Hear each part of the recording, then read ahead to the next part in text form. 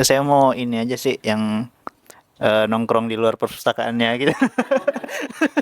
Yang ngopi terus apa kalau misal ada lewat-lewat kan bisa ngobrol-ngobrol kan cerita-cerita soal apa Security pengalaman sih. buku.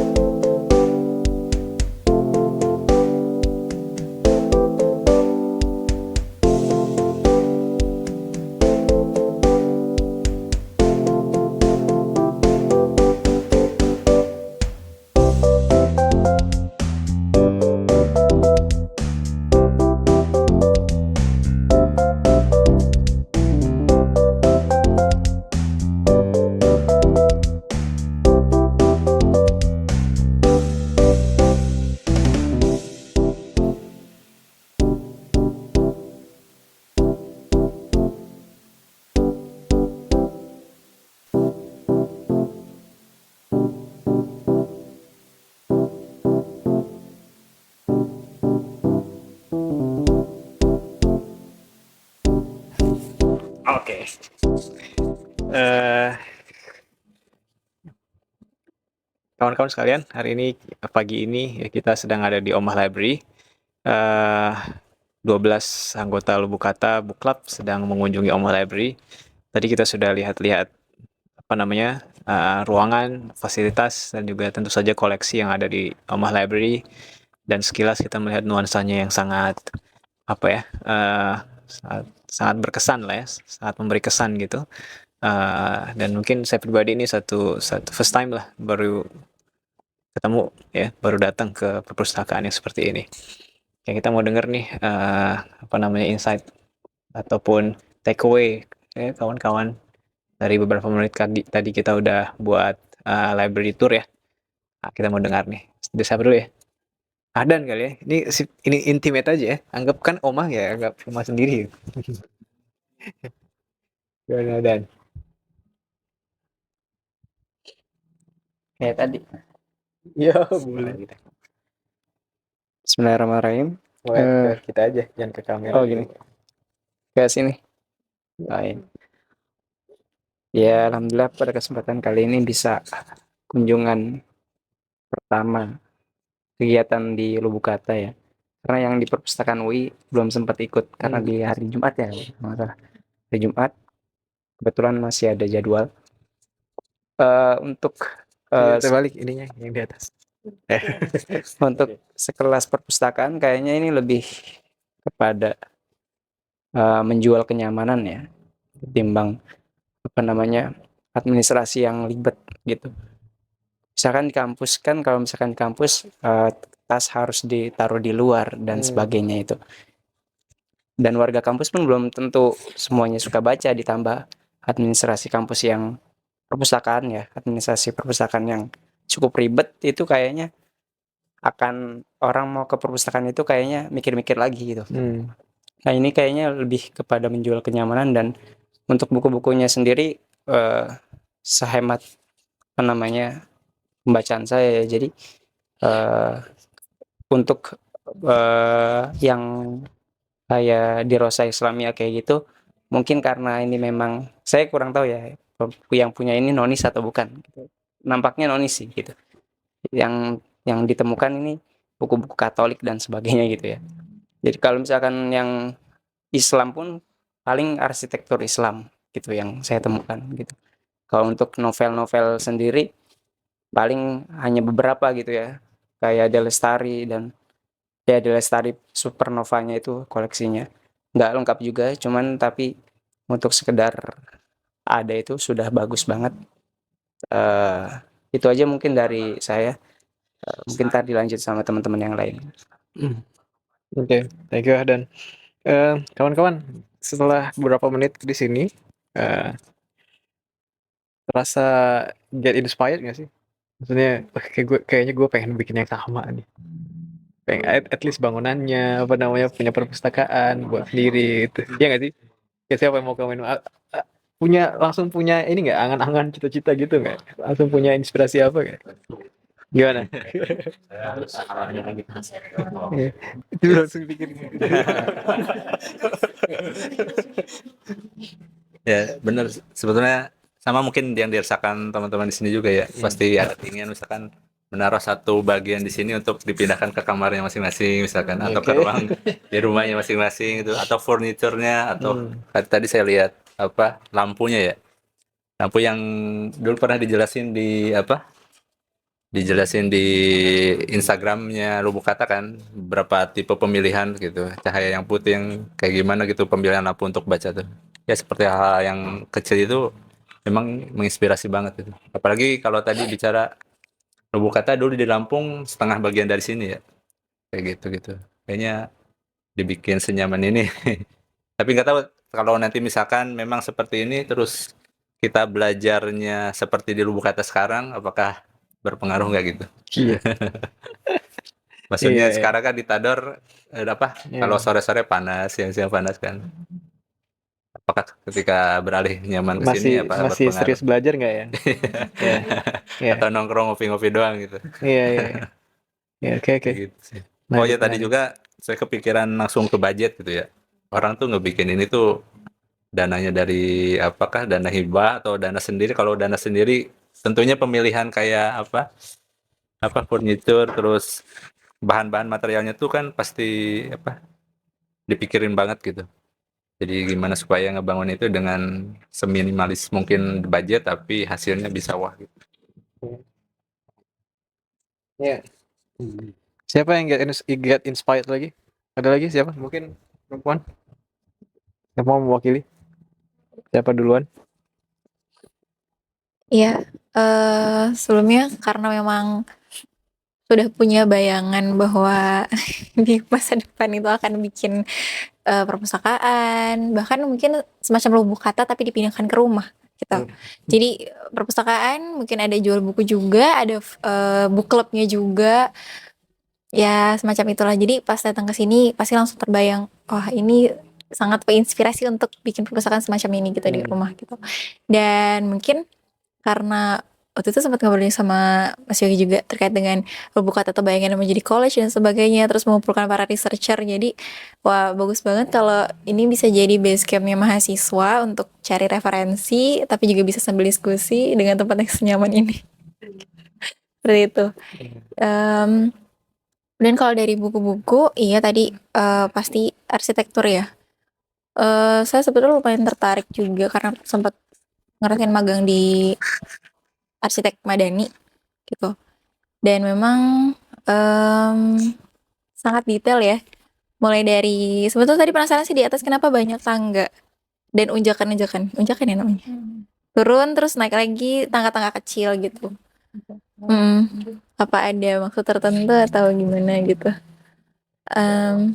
Iya. Kenapa? Biasanya perpustakaan itu pasti ada yang landai karena bawa buku itu bisa pakai troli. Iya, iya. Nah, jadi tinggal dorong kan. Ruangannya Oke. juga lumayan unik. Ini lantainya apa ya sebetulnya? Saya penasaran dari tadi. Oke, saya yakin kawan-kawan sering lah ya berkunjung ke perpustakaan atau sekurang-kurangnya suka lah. Ya. Kalau saya pribadi itu sampai kepikiran kayak kalau saya mau kuliah lagi gitu ya, saya mungkin ambil jurusan ilmu perpustakaan. Ya. Dulu waktu saya kuliah di FIB itu kan ada jurusan JIP ya, ilmu perpustakaan. Bagi saya apa sih menariknya jadi pustakawan gitu. Setelah tahu dunia literasi, perpustakaan itu kayak menarik ya jadi pustakawan gitu. Coba tanya Kun. Coba Kun. Apa Kepikiran nggak jadi pustakawan Kun? kepikiran saya jadi ownernya pustakawan aja. Owner pustakawan. Ya tapi saya menarik kalau saya cuma kalau ngomong pustakawan tuh ingat Prof Zaini itu. Profesinya itu pustakawan istek gitu. Jadi maksudnya semua buku tuh dikenali gitu. Semua buku tahu letaknya, tahu cahayanya, tahu kelembapannya kayak gimana. Jadi sebenarnya saya ngeliat karena kejadian di rumah buku itu tidak terawat gitu. Saya singkirin debunya kayak gitu. Terus ternyata banyak ya penguningan kan gitu. Karena ada buku yang memang saya koleksi dari 2007, jadi saya aktif gitu. Tuh, nah, makanya buku-buku yang bagus ya kadang ya itu saya jual atau nggak saya kasih gitu. Tapi kalau misalnya buku-buku yang saya koleksi aja akhirnya jadi akan sangat bergantung sama kurasinya itu sendiri gitu. Ya kalau saya akhirnya kayak sekarang punya kesimpulan kalau sebenarnya ketika kita baca buku tuh kita sebenarnya sedang berdialog dengan penulisnya gitu. Kita bukan ngeliat buku essay-nya kan, kita ngeliat sebenarnya gagasan penulisnya gitu tertulis lewat sini kayak gitu. Terus kayak kalau ketika saya jadi kurator ya berarti saya kan sibuk berdiskusi sama orang-orang hebat yang dia tertulis di situ kan dalam bentuk bukunya itu. Kayak gitu. Filsafat-filsafatnya. Ya suka apa nggak ya? Waktu itu dan menariknya saya jadi paham soal desain ya waktu itu karena saya sempat dulu di tempat kerja saya sebelumnya tuh memang dia arsitektur gitu dan dia ngajarin saya tentang filsafat desain. Jadi gimana ngasih tata ruang gitu. Saya dikasih tahu diajarin dulu. Itu dikompres 10 jam itu yang dia dari kelas 1 semester. Terus saya tanya ada bukunya nggak ada, itu pengalaman dari si dokternya profesornya itu saya cuma lihat kalau situ berarti kan sebenarnya banyak ilmu-ilmu yang di luar sana tapi tidak sempat terbukukan gitu, tapi itu tertransmit ke murid-muridnya gitu. Dan ya alhamdulillah saya ketemu nih murid yang cerdas gitu dan saya ada catatannya kayak gitu. Tadi Skun sebut soal yang tidak terbukukan. Kawan-kawan pernah nggak sih berpikir bahwa sebetulnya salah satu kalau kan disebutkan inna nahnu nazzalna dzikra wa inna lahu lahafizun. Jaga tuh. Jadi maksudnya satu segi Quran terjaga, mananya apa? Pasti kan lewat peran-peran manusia juga, ya. Ada yang menghafal Quran, ada yang menulis, ada yang mencetak, menjilid segala macam, mengajarkan segala macam. Nah, itu sebenarnya diajarkan tentang sense of archiving, preserving the wisdom. Preserve the wisdom. Saya pikir bayangin kalau nggak ada Islam, wisdom of the the Greek wisdom, Persian wisdom, Sanskrit wisdom, siapa yang preserve? Gitu. Saya ngerasa bahwa punya perpustakaan is that sense of preserving. Ya nggak sih? Ya. Aku tadi juga bilang, okay, we cannot converse again with Aristotle, Socrates, Euclid, Plato, Ptolemus, Ibn Sina, Farabi, but we can read their works. Preserve in our home, we can converse with them every day.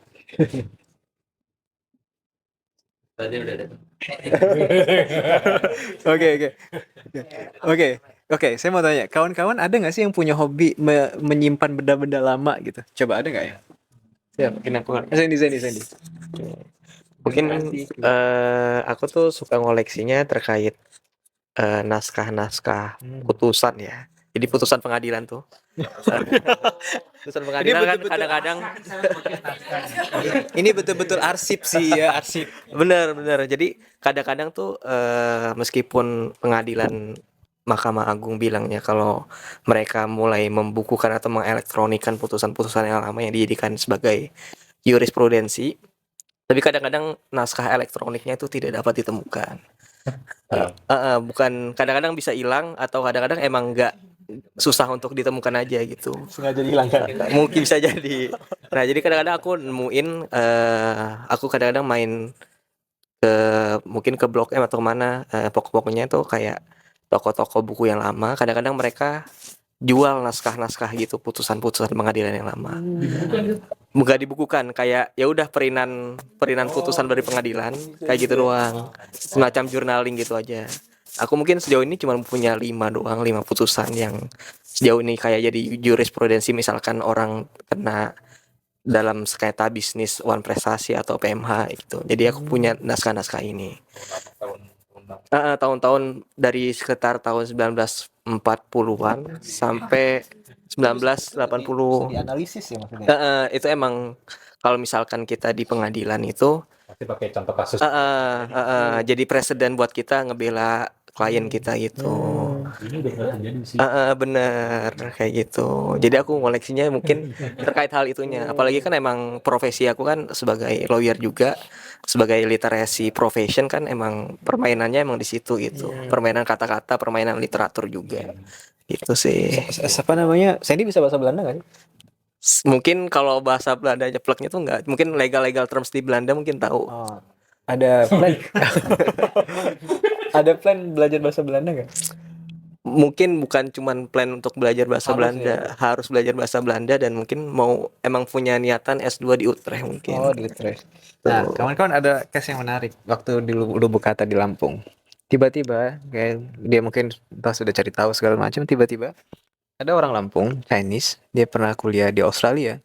Nah, ternyata keluarganya itu menyimpan banyak newspaper, koran-koran lama. Dan juga dokumen-dokumen Belanda. Bahasanya bahasa Belanda. Tiba-tiba dia datang ke Lubuk Kata dan tanya, misalkan Lubuk Kata bisa nggak manfaatin ini? Tapi saya apresiasi apa yang dilakukan itu sangat bagus gitu kan. Nah itu maksudnya apa ya? Kalau saya punya prinsip gini, kalau kita memang gula yang murni manis gitu ya, semut akan datang. Nah, jadi jangan takut bahwa nggak ada orang yang like-minded people yang akan datang. Kalau kamu memang gula, pasti semut akan datang. Yang suka sama gula, ya, gitu. Tapi kita gula bukan nih. Iya, iya, iya. Oke. Banyak yang datang juga. Iya, iya, iya. Sen. Oke. Ada benda-benda lain nggak di koleksi Sandy? Memori ya? Memori mantan nggak? Di koleksi ya? Mungkin itu doang sih kalau misalkan emang yang klasik dan ini ya yang bernilai historis itu mungkin itu doang. Urusan pengadilan. Menarik. Ada yang mau apa namanya come up with any ideas? Oke, Ainun, silakan Ainun. Tadi yang saya lihat ya, mungkin lebih lama tuh di rak yang sebelah sini, di Oke. atas.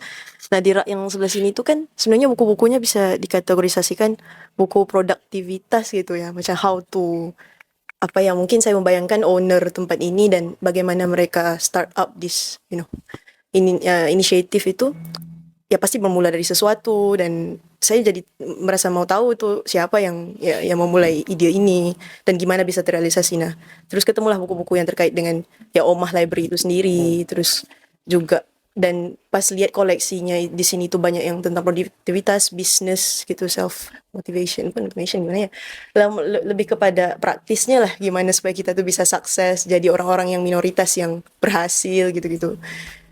Itu banyak di rak sini. Agak tertarik sih sama koleksinya juga. Belum banyak baca buku-buku seperti itu, tapi saya merasa creative minority itu memang ada dan ini mungkin salah satunya. Ya, creative minoritas itu. Soalnya tadi yang kreatif minority nggak? Apa? Lubuk Kata is one Lubuk of Kata, them. iya. Oke. Lubuk Kata maksudnya iya. Yang saya lihat mungkin apa ya, secara praktis mungkin ya mereka build this place gitu. Itu sih buku-buku bacaannya juga terkait dengan apa tadi how to itu yang mungkin kalau saya sendiri kurang baca buku-buku itu. Gak apa-apa juga sih, kita pasti lebih fokus ke konsepnya ya, konsep terus ya apa esensi dari hal yang kita pengen bangun itu. Tapi penasaran aja, maksudnya orang-orang yang udah berpengalaman bangun sesuatu di ranah praktis itu sebenarnya habit mereka gimana gitu. Tadi ada yang mention kayak emang dananya dari mana sih gitu kan. Ya dari mana, pasti ada ya. Maksudnya masa dia ya bisa jadi dia orang kaya tapi pasti dia punya bisnis apa gitu kan yang sampai dia dananya tuh bisa buat ini. Ya mungkin bukan bisnis buku ya. Karena kelihatannya nggak jualan buku banget kan. Jadi mereka tuh pasti konsultan apa gitu-gitu mungkin. Jadi teknis-teknis terkait dengan sebenarnya possible sih untuk kita juga punya ilmu tentang yaitu manajemen uang, investasi, bisnis gitu. Iya. Saya lihat banyak sih buku-bukunya di sini, di mana orang-orang yang minoritas itu di sisi yang lain, kreatif minoritas di sini tuh yang akhirnya bikin bisnis dan segala macam ya. Di sisi yang lain mereka apa ya? Tadi di halaman pertama atau kedua buku yang tentang Oma Library dan sejarahnya itu, di tagline-nya itu the road less taken gitu kan. Jadi jalan yang jarang orang lalui. Jadi mereka milih sesuatu yang nggak ramai juga orang di situ gitu ya. Jadi mereka aja Namanya minority ya? minority, jadi nonis atau gimana tapi mereka ngambil jalan yang itu, dan itu butuh apa ya? Kalau saya melihat koleksinya tuh saya merasa mereka butuh dari nol gimana cara bangun itu, ilmunya tentang ya bisnis, tentang apa ya, arsitektur tentu, mungkin marketing dan segala macam lah, desain. Jadi kalau kita juga pengen bangun sesuatu, kayaknya ilmu itu ya harus dibangun dari sekarang, dan sebenarnya nggak impossible sih. Itu kalau tadi terkait dana dan segala macam itu kayaknya ada sisi ilmu yang kita nggak tahu aja gitu. Gimana dapatin dana mungkin gitu. Oke, menarik. Iya. Oke, saya rasa jadi untuk membangun suatu hal yang kontributif gitu ya, yang berpengaruh, itu pasti datang dari kolaborasi. Kawan-kawan pernah nggak sih ngebayangin, coba kalau kita imajinasikan kita akan buat perpustakaan, kira-kira peran apa yang akan kalian mainkan? Ini kita lagi buat semacam imaginative scenario ya. Nah, kira-kira apa? Coba Mariam. Mariam. Lu atau ini Rey, tanya Rey. Rey kira-kira mau ambil peran apa Rey? Kalau saya mungkin mau bagian ini, kebalik. Saya kepikirannya mau bantu ini sih, yang nyusun-nyusun, terus kayak tata letaknya gitu-gitu soalnya. Oke. Ya saya soalnya suka Interior gitu, design. jadi kepikiran saya kayak suka untuk nata-nata terus. Nata enggak dong. Nata bata. Jadi connect ya. Ya terus kayak posisi-posisi bukunya gitu-gitu. Saya bagian nata sih. Itu Kayak nata bukunya, jadi kayak buku apa yang harusnya di paling atas, paling bawah kan itu pernah juga tuh ada dalam sebuah kelas dibahas gitu. Ternyata ada susunannya. Oke. Kita tanya Ahlan mau berperan apa nih? Kayaknya si donatur. Dijual langsung. Ngapainnya langsung. Saya mau bagian jualan. Mau jadi sales Lebu Kata nggak? Pinggir jalan Tador gitu. Kalau saya sih mau ya bagian ini ya, bagian pengarsipan gitu. Terus kalau misalkan ada yang berkunjung, buku ini apa, letaknya di mana gitu ya. Oh di sini atau minta rekomendasi, saya bisa kasih gitu. Kemarin Kayak saya gitu. tes itu ada pengunjung datang ke bilang, itu tanya aja yang jaga. Ditanya bener. Jo, ada nggak buku yang ini? Enggak. Jawabannya bilangnya nggak ada. Oke, siapa lagi? Tuh, apa namanya? Zaki. Zaki kira-kira mau ambil peran apa, Zak? Apa ya? Saya mau ini aja sih, yang nongkrong di luar perpustakaannya gitu. yang ngopi terus apa, kalau misal ada lewat-lewat kan bisa ngobrol-ngobrol kan, cerita-cerita soal apa, pengalaman buku. Tuh. Iya, nongkrong. Kopi lagi. Iya. Nah, tapi kita perlu juga security yang apa namanya, library oriented ya. Jadi bebas cerita. Iya, malah kan katanya ini ya, dulu kan dengar tips ya, kalau misalnya kita mau bangun rumah makan misalnya ya, itu tanya tukang parkirnya gitu, karena tukang parkir tahu dalamannya rumah makan tersebut kan, kayak gitu. Jadi mungkin berlaku juga, yang nggak tahu sih. Mungkin berlaku di perusahaan, karena dia tukang parkir itu kan yang sering ngobrol sama karyawan, jadi dia internalnya tuh benar-benar tahu gitu. Tahu bosnya datang jam berapa, Iya. pulang jam berapa ya. Budgetnya bahkan kayak bisa ditebak. Budgetnya juga. Iya. Jadi Dia hafal itu. uang tipsnya tuh berapa. Iya, jadi bisa perkirakan. Kira-kira Baik. keren juga ya kalau kita punya perpustakaan sampai tukang parkirnya bisa bicara soal buku gitu. Jadi administrasi kan semua bisa ngomong. Iya gitu. Oh jadi apa tadi itu ya? Apa tadi ya namanya? Iya. Oh ini kalau di mana, di toko-toko tuh biasanya dia kucing memanggil nih. Iya itu. Feng Shui. Oh iya. Cap gumi. Kayak Mutakin mau ambil watak apa nih? Peran apa? Ah, yes, jadi nah, mungkin bagian hospitality-nya, cuman bagian back office-nya gitu. Jadi Resepsionis. bagian back office tapi bagian ngurus alur hospitality flow gitu. Jadi kita ngasih experience tuh bukanlah Anda explore gitu, tapi memang kita bikin bukan ya apa maksudnya alur ya kalau itu mungkin UX ya kalau di website tuh mungkin kita tuh bukan yang Anda bebas explore website kami tapi Anda diarahkan dari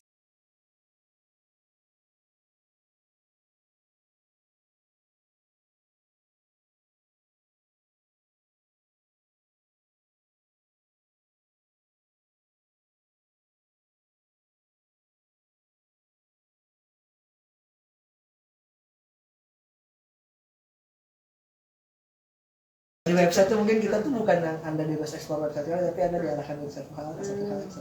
Anda manipulasi Pak. Ya, jadi memang harus di rekayasa di engineer gitu flow orang. Nah gitu. Jadi ya kurang lebih hospitality-nya lah. Jadi mereka tahu gimana cara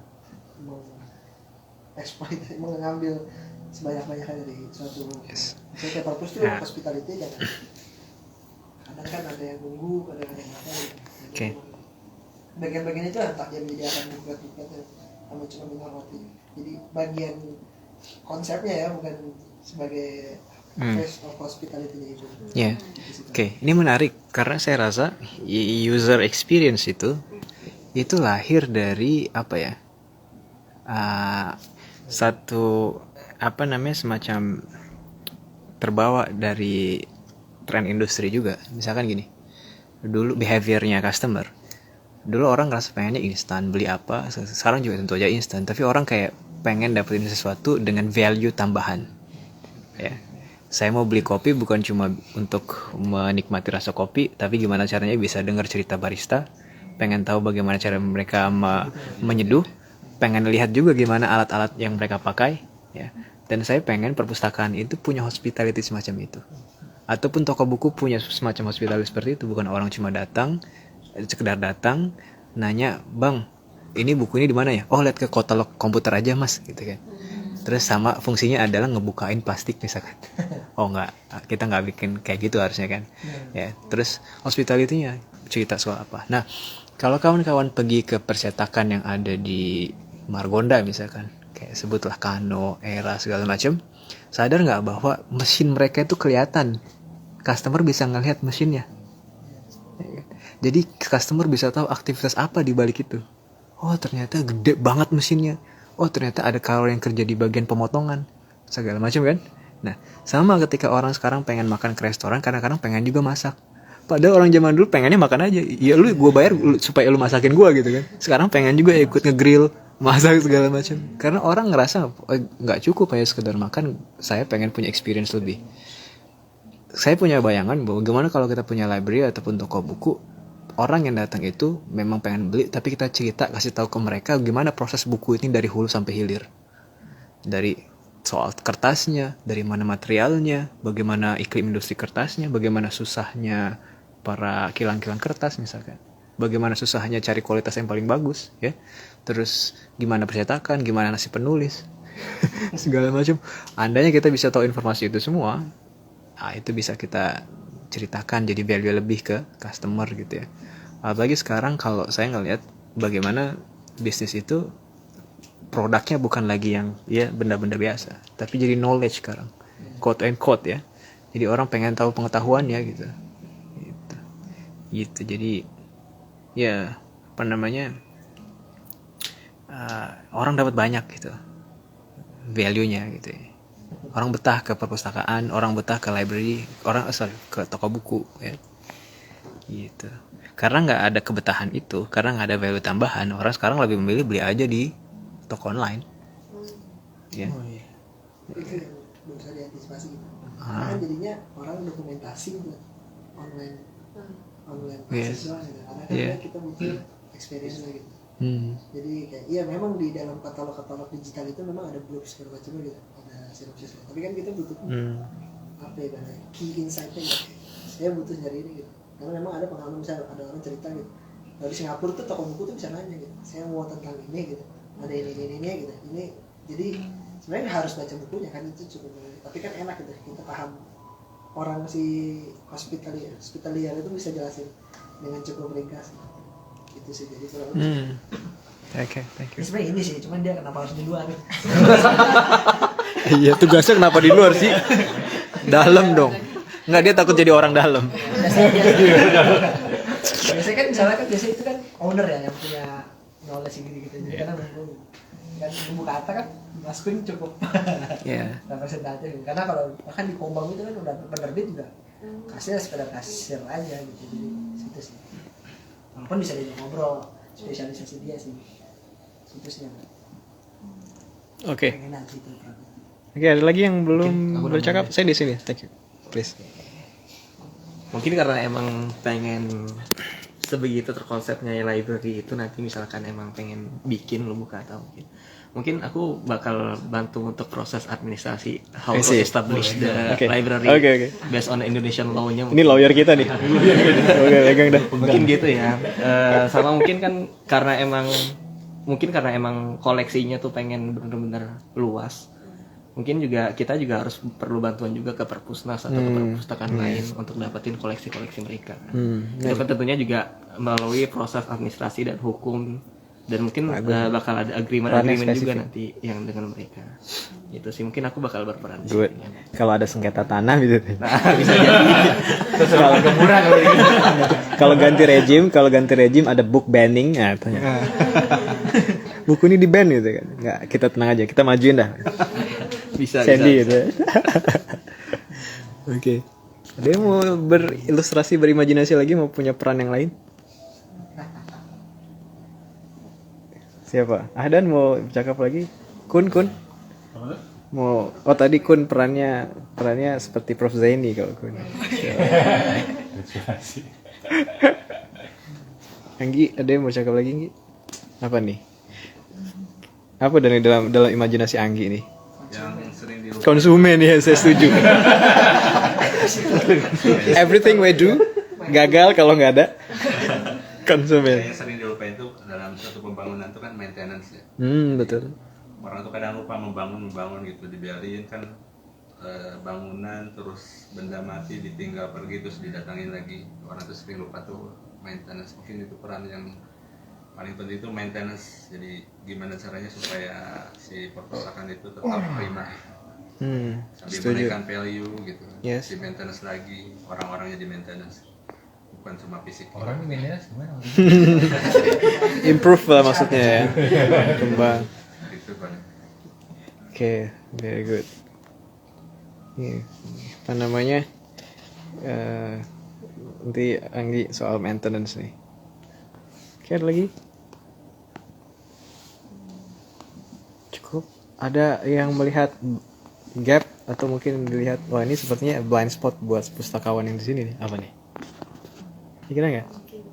Oke, Ainun, please. Kalau enggak sih emang kelihatan ya bedanya Lubu Kata mungkin sama buku-buku yang lain tuh adanya peran manusia yang apa ya, menjelasin buku itu, Mas Kun siapa gitu yang mungkin sering di toko buku yang nasional juga. Yang mana saya merasa penting sekali maksudnya untuk menarik orang-orang yang mungkin pas itu memang cuma pengen beli buku.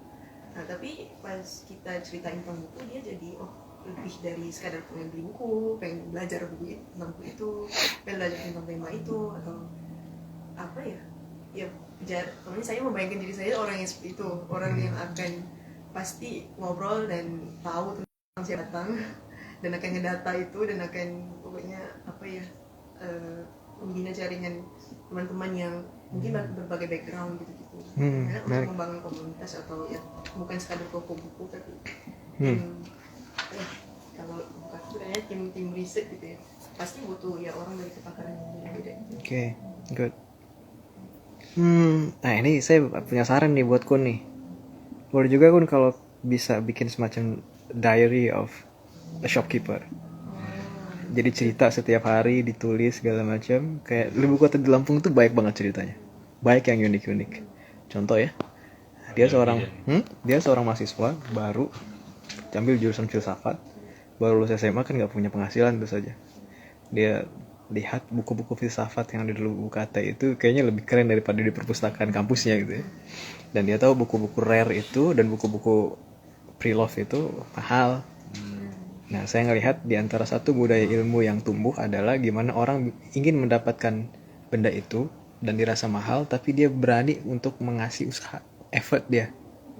Dia bilang kayak apa namanya, Mas, saya mau banget buku ini, tapi saya nggak punya uang yang cukup, bisa nggak saya cicil gitu.